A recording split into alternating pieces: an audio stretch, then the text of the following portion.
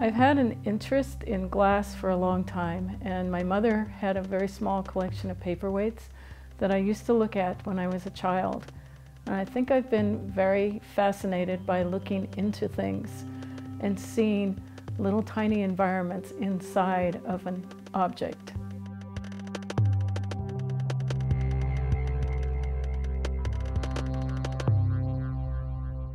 My name is Kathy Richardson, and I am a glass artist working in Winona, Minnesota.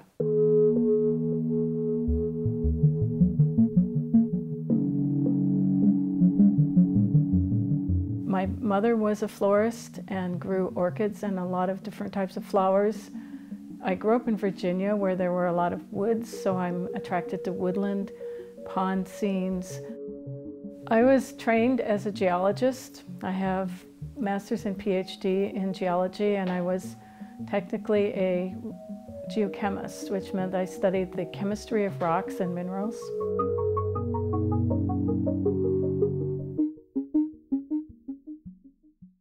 The paperweight I will be making is a lampwork vacuum encased paperweight.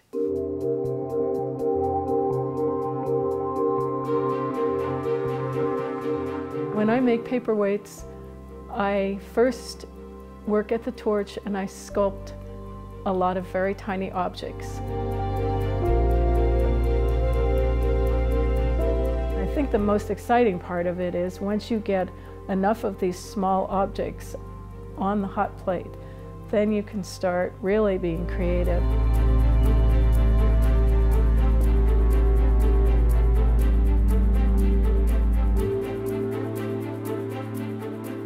Take the original ideas from a variety of sources. Once I have this idea, I have to learn how to create that in glass. And I do that by taking glass rods and sculpting over a very small flame. I'm manipulating those rods into frogs, salamanders, coral, jellyfish, flowers, leaves.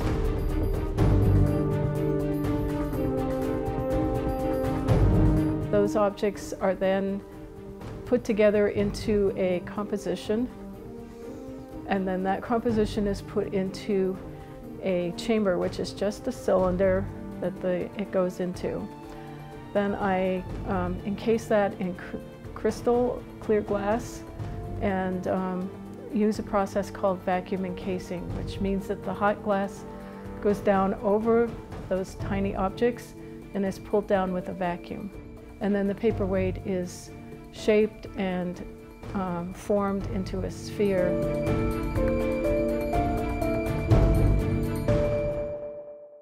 There are only a handful of people in the world that make lampworked vacuum encased paperweights.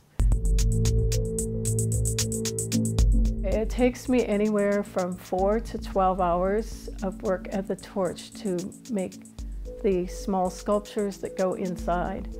And then it usually takes about an hour to an hour and a quarter to make the paperweight. It's not uncommon to have a piece of coral break, an octopus tentacle break, or a leaf or a petal fracture or crack or break. That's why I check carefully after we've done the encasing process to see whether it's been successful. Everything I do is magnified. The paperweight has a curved surface. It magnifies everything I do. So I make things that are very, very tiny, and they look a lot larger when you see them in the paperweight. That means that I have to be very careful if I make mistakes. The mistakes are magnified. So if something doesn't work, I just simply throw it away and start again. Because you do not make good art by magnifying mistakes.